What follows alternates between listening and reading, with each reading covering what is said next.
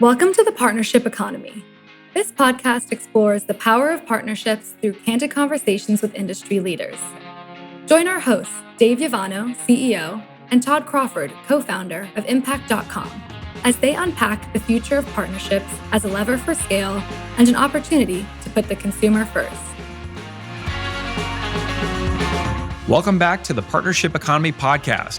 This is your host, Dave Yavano, and we have an amazing guest lined up for you today. Erin Dwyer is CMO of an up-and-coming skincare brand with an inspiring story, Matter of Fact.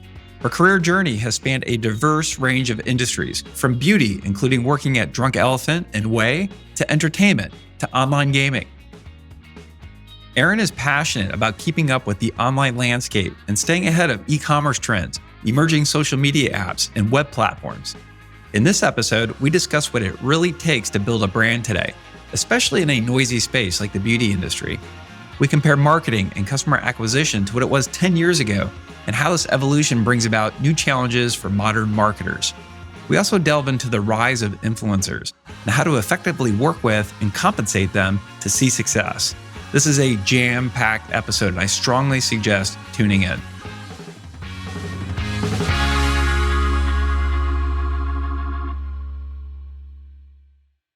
Today, I have the pleasure of chatting with Erin Dwyer, CMO of Matter of Fact. Erin, how are you doing today?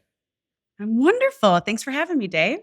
Awesome. We're going to unpack who Matter of Fact is here in just a minute, but I thought we can maybe start with you telling the audience a little bit about yourself and how you got to where you are as CMO of an up-and-coming skincare company. Sure. I have an unusual background, but a fun one, I think. I started in advertising and general marketing at big agencies like DDB, J. Walter Thompson. And then I kind of pivoted over into digital for a while. I'd heard the internet was going to stick around and some mentors told me to get involved. So I got into digital, and then I've been in the beauty industry for the last 8 years. Before that, I was in everything from video games, technology, online gambling, and online gaming. And now I found my way to the beauty industry 8 years ago, and I'm so happy to be a part of this community. I got to ask you this question because I understand you used to be a professional dancer. Did that have anything with you getting into beauty? I love that. Yes, there was definitely a whole other part of my life where I was in a couple of professional dance companies. I actually did marketing for a couple of those dance companies. I love it. So you've had some incredible experience at a very diverse set of companies.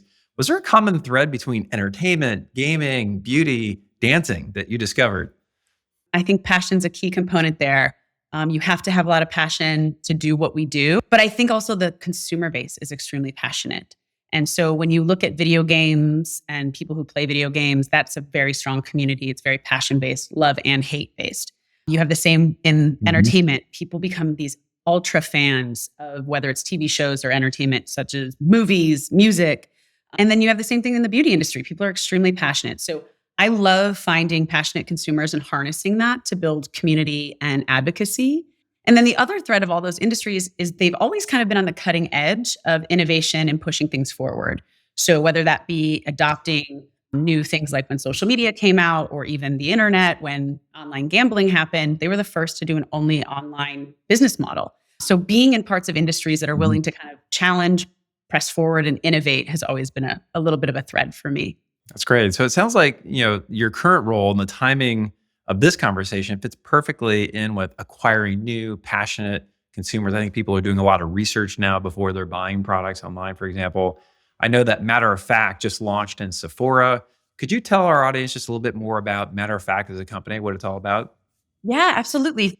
So one of the reasons I chose to come to Matter of Fact was the passion of our founder and his unrelenting dedication and commitment to making products that are innovative. So again, passion and innovation was at the heart of this brand and at him when I met him. And so it just was very serendipitous. So Matter of Fact was created out of Paul's own needs. He's our founder and formulator and CEO, Paul Baek. And he is the child of Korean immigrants who came to America with a big dream and worked really hard for his family to have a life here. And that led him to have a lot of time to make things and be home and solve puzzles. And he is just a highly, highly intelligent person with an amazing heart. He was also one of very few Asian Americans in where he grew up. And so when he was introduced to K-pop, he got really excited and he fell in love with K-pop and was like, I want to be a K-pop star. Of course, the child of parents who just came to America, were like, maybe go to college first. And so he didn't just go to college. He got himself a full ride to Harvard and still put his demo tape on VHS to the different recording labels in Korea. And after getting an internship over there so he could afford his housing because he didn't have enough money for housing, he got picked up for a record deal. And then sometimes when your passions become your reality, and I can say the same thing happened for me when I was dancing, you see things from a different light. And so he became a K-pop star, but then he experienced the real image conscious nature of that industry. And he had very acne prone and oily skin. And the need for him to be perfect by the labels was a lot. It was intense. And he was going to dermatologists. He was trying all kinds of things. And he was always finding that it wasn't one or the other. Either his acne was gone, but his skin was red, irritated, and painful, or he had these terrible breakouts. He's like, there has to be a better way. So being the puzzle solver he is, he started doing his own research. He got on forums. He met his mentors that way. He built his own frameworks for how to deliver the most researched and effective ingredients. He saw that most of the ways it was being done was inefficient. And so he now has over 10 patents that he's written. And here we are. It's an incredibly inspirational story, but just understanding that challenge as a relatively new brand, I really would love to discuss what it takes to really build a brand today, right? It's a very noisy, very crowded space, especially in beauty. What are your current priorities as CMO? What are you focused on right now? Great question. It's hard. Building today is very different than a decade ago, but that's also what's fun about it, is because you have to keep iterating and changing. It's one of the reasons I stay in industries like this. So right now we're in test, learn, deploy mode. We are very much in a, let's try it, let's get some information and then decide to double down on it or try something else, because there isn't a playbook for the way that the world is right now. I think we're building that playbook and it'll last for a little while, but we've been through so much change over the last 5 years that you have to kind of build it for yourself. We're also in a stage, so each company goes through a variety of needs from a marketing perspective. $0 to $5 million is one phase, 5 to 20 million is another, 20 to 100 million is another. Your marketing needs in what gets you to those milestones is very different in each of them. So we're very much in a grassroots meets your brass tacks kind of stage, right? We've got to do the basics, but we're also trying different things, referral programs, ambassadors, leveraging our major advocates we have, education, our partnership with Sephora. And then as those kind of exponentially work, then you can invest in some of the more fun things like podcasts and sponsorships and things like that. So we're kind of in that first phase of making the most of kind of that grassroots and brass tacks, and heavily in customer acquisition, which to your point is really crowded right now. There used to be a couple of really easy ways to do that, quite frankly, when Facebook first launched ads. And now it's not. It's really expensive. You need to be churning a ton of revenue to really maximize the data and to be able to optimize on the platform. If you don't have that number of conversions, you're just not getting what you need. So you have to be more creative today.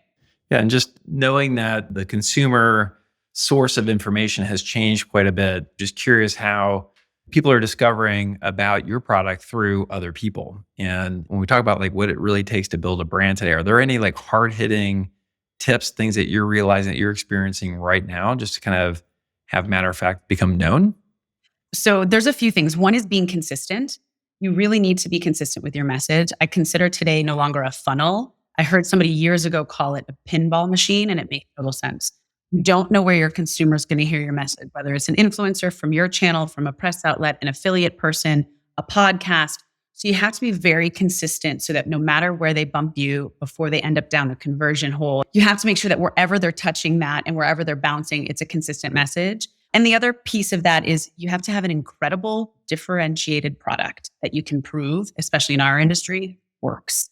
I think the consumer is highly educated today, and you have to build trust. And that's done by having other people like influencers talk about your brand, ambassadors, but also you being able to back that up.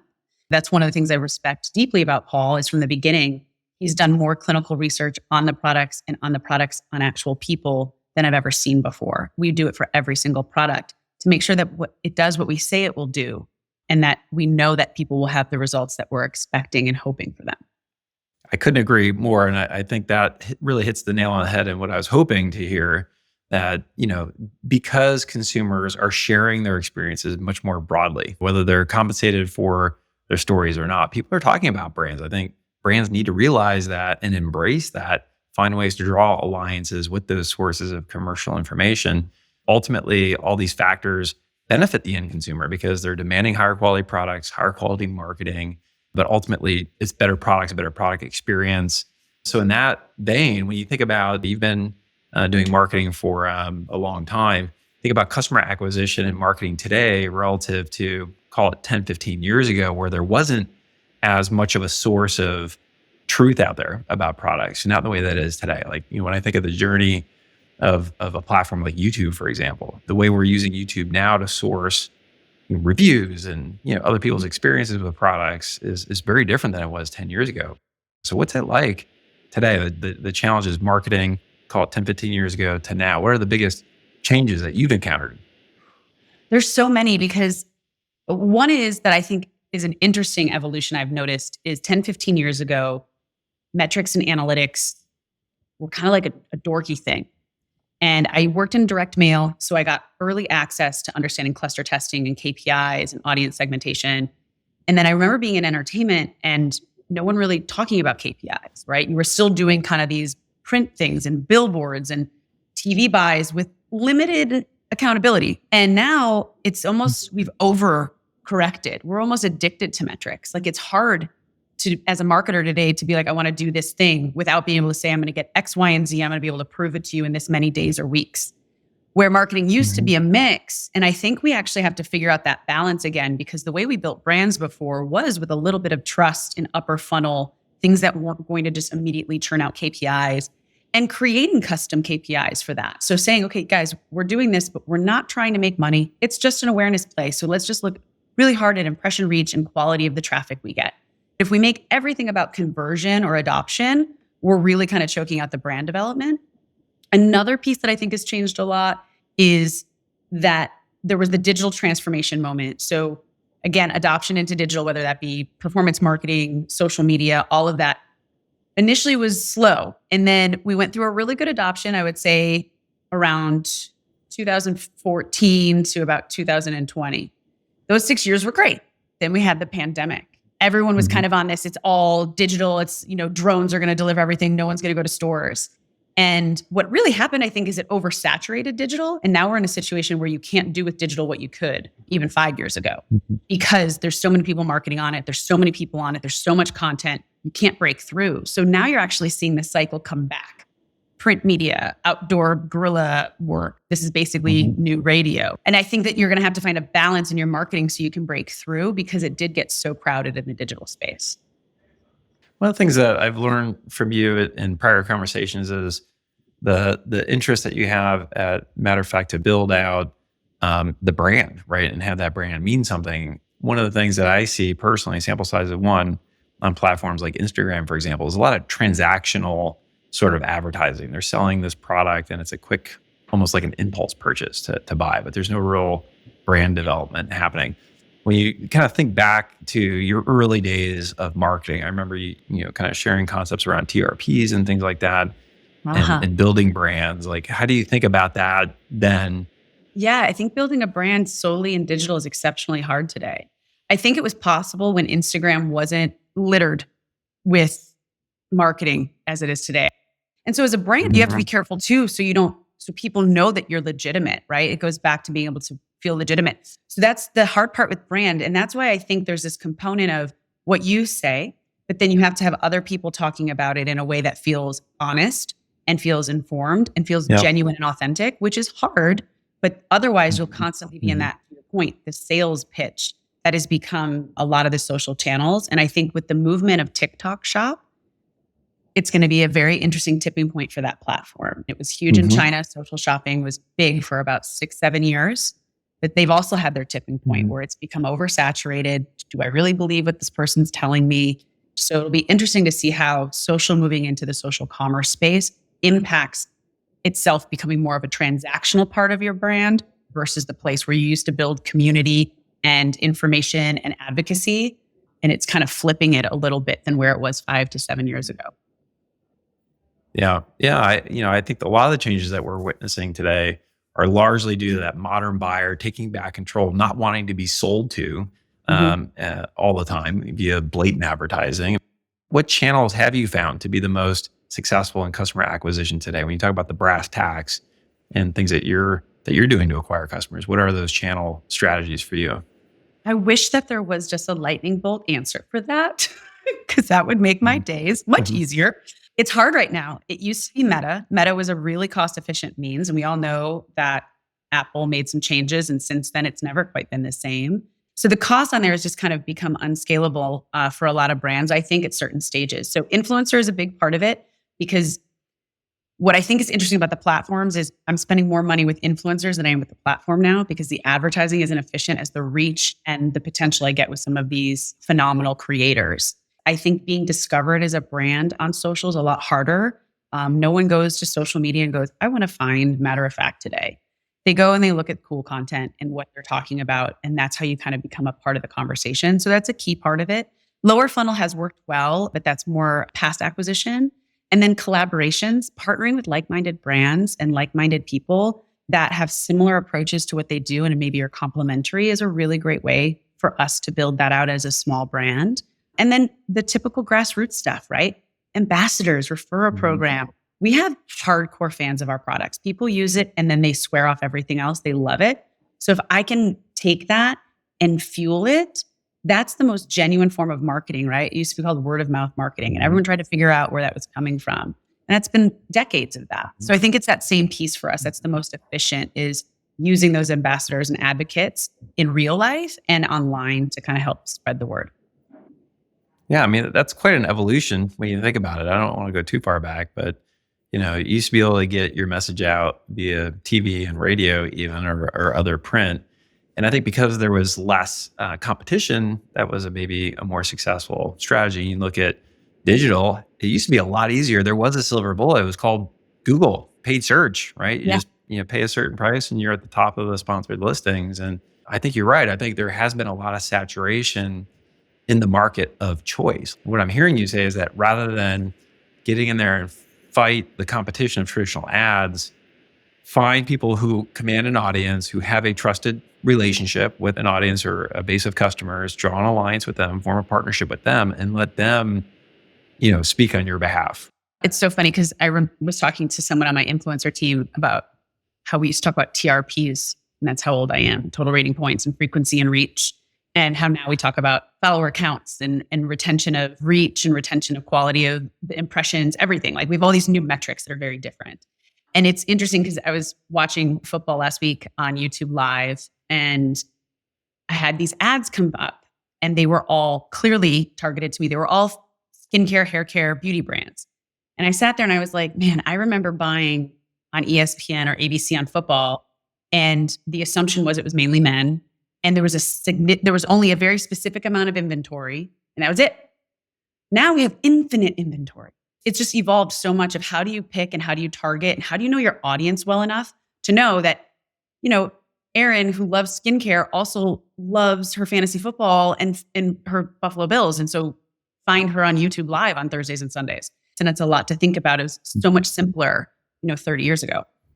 Back then, you would see an ad, be influenced by that ad and go and buy a product with limited research. Now, I would say the common modern buyer journey is when you find out about something, let's say in that football experience, you find out about a product, the first thing that people are going to do, tell me if you disagree, is get online, see what other people have to say about that product, essentially, right? So I would argue that, you're not relevant as a brand today unless other people are talking about you. So funny. I actually feel the influencers are evolving the platform versus the platforms moving towards what the influencers need, because they're just on the pulse of it much more than the platforms. They can move faster. I feel that the balance between sales and collabs with value is going to be an interesting thing to watch both of them deal with.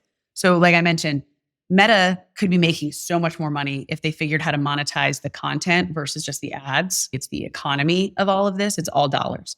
And seeing how that evolves and how the algorithm will adjust for that, because, ultimately what is earned media anymore?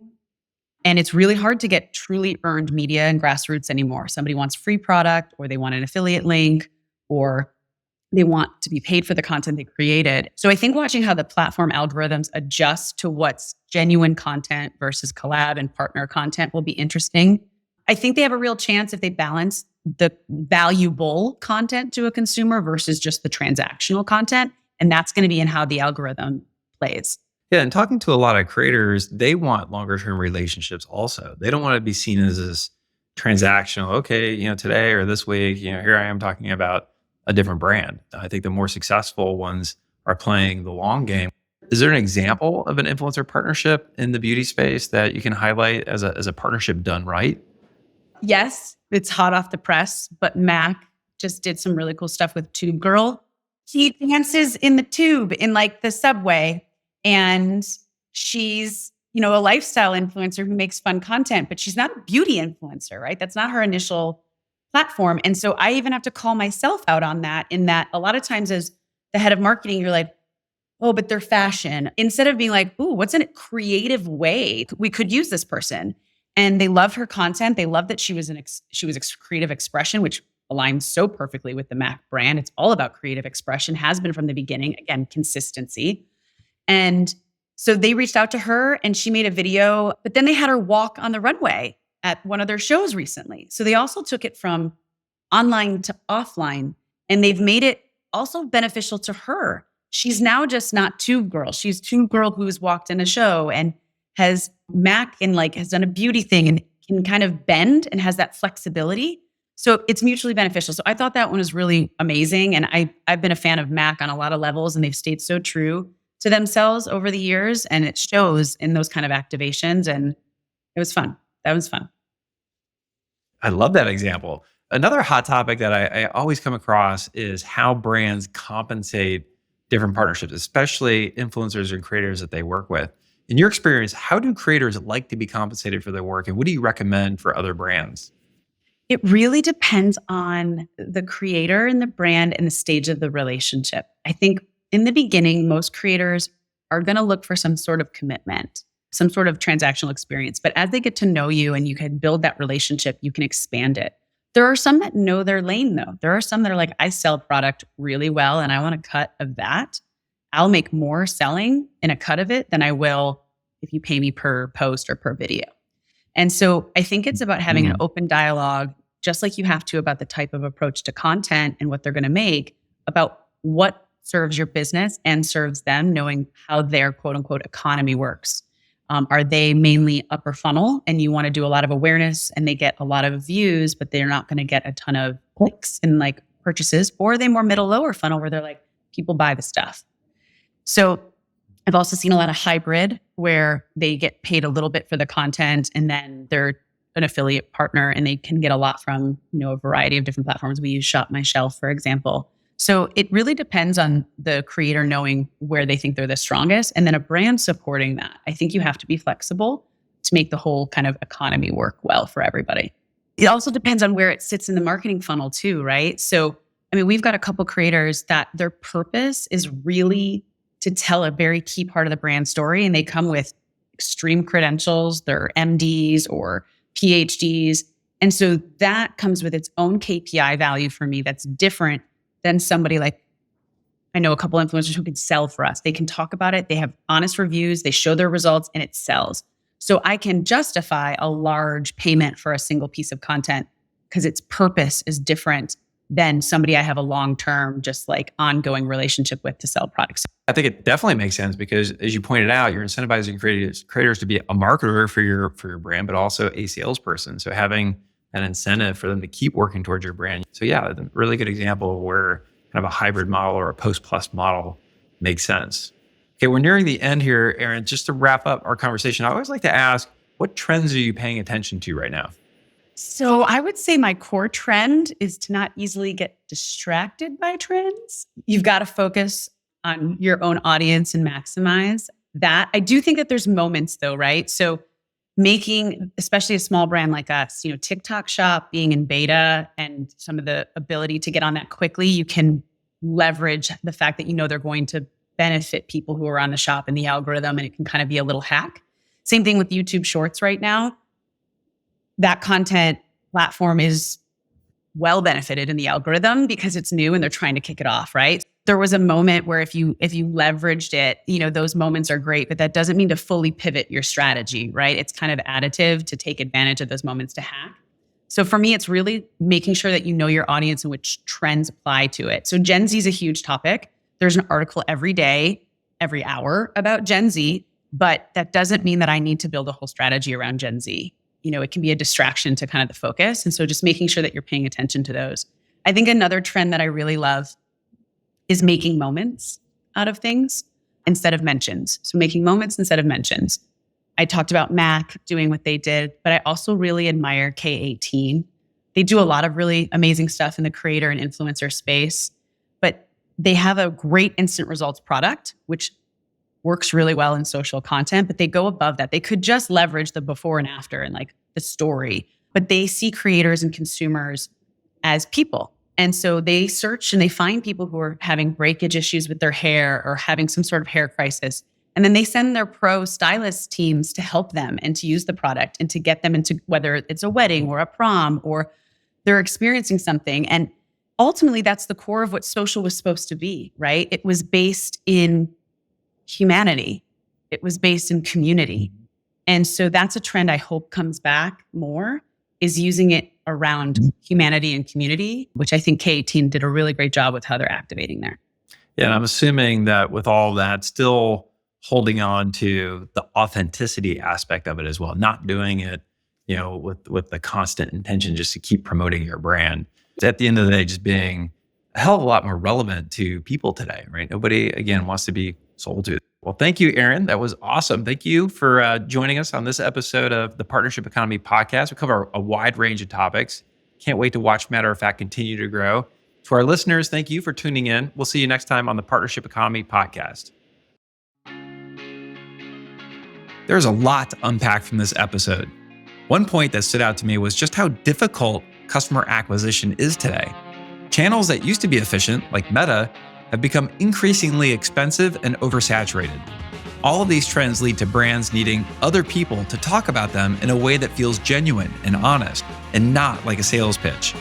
It sounds like Matter of Fact is seeing success with partnerships when it comes to building their brand, whether that's working directly with creators, partnering with like-minded brands, or turning customers into strong brand ambassadors. Erin highlighted the point that the customer journey today is no longer linear, and I like the analogy that she offered up instead, that consumers move along a pinball machine. You don't know where your audience is going to hear your message, whether that's on a podcast or through an affiliate, so you need to ensure that your message is consistent across wherever that ball is touching. This is why it's so important to have a truly differentiated product and build strong relationships with partners so that they know how to speak about your brand. I really enjoyed this conversation with Erin. I can't wait to see what Matter of Fact does next. Thank you, Erin, for joining us on the Partnership Economy Podcast, and thank you for listening. Thanks for listening to the Partnership Economy, brought to you by Impact.com. If you enjoyed today's episode, be sure to subscribe to the show and rate and review it on Apple Podcasts.